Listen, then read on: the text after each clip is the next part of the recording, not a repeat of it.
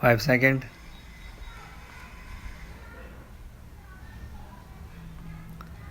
Here I may point out that periodic revision in passenger fare and freight rates as approved by this August House will be linked to revisions in fuel prices in order to insulate the railway revenues from fuel cost escalation.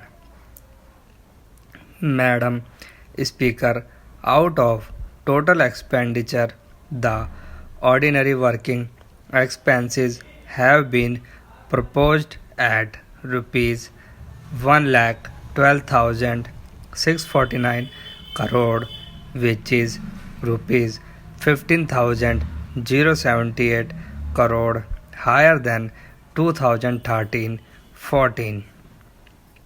This has been necessitated by fuel price hike and increase in staff costs. Pension outgoing in 2013-14 had grown by about 16%. Keeping the same trend, provisions for pension is kept at rupees 28,850 crore.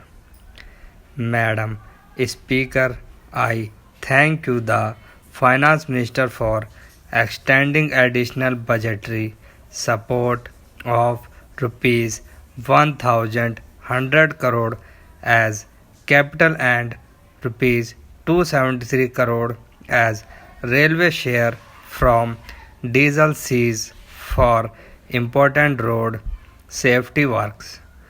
Largely owing to this measure and to the additional resource mobilization efforts, I propose to increase the planned outlay under budgetary sources to rupees 47,650 crore, which is higher by rupees 9,383 crore over 2013-14. A large part of this higher plan outlay goes to safety related work, which is also a high priority of our government. As I have increased internal resource component of plan, I propose to scale down market borrowing through Indian Railway Finance Corporation to rupees 11,790 crore. Resources from PPP are kept at the interim level. Madam Speaker, time overruns and consequential cost escalations in completion of most of the railway projects have been a chronic worry of railways for years. I propose to provide full financial outlays to projects targeted for completion in the current year itself, keeping in mind the priorities and safety. I have ensured adequate allocations for 30 priority works for their timely progress. It is my concern to allocate the available resources to high priority areas likely safety and capacity augmentation in train operations and in improving amenities and services for passengers with high emphasis on cleanliness. Madam Speaker, let me know spell out details of the focus area of this budget: passenger amenities and station management. Amenity at stations. In the passengers amenities, Indian Railways envisages to provide foot over bridges, escalators and lifts at all major stations, including through PPP route. Indian Railway would make earnest attempt this year to provide sufficient water supply, platform, shelters and toilet at the railway stations. Passenger amenities through private entity. Indian Railways propose to extend service of battery operated cars to facilitate differently abled and senior citizens to reach any platform comfortably at all major stations. We propose to involve individuals, NGOs, trusts, charitable institutions, corporates, etc.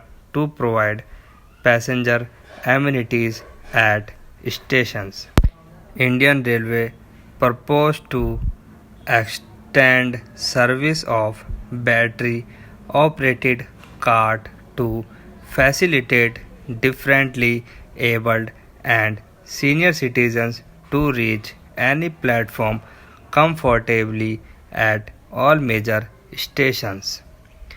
We propose to involve individuals, NGOs, trusts, charitable institutions, corporates, etc. to provide passenger amenities at stations. As Indian Railways carry lot of business travelers who spend substantial time on travel in order to add best value to their time, I propose to provide workstations in select trains on payment basis. A pilot project will be launched by this year. E-booking of railway retiring room. Online booking facility of railway retiring room will be extended to all the stations during the course of the year. Madam Speaker, extending passenger friendly services is the motto of Indian Railway.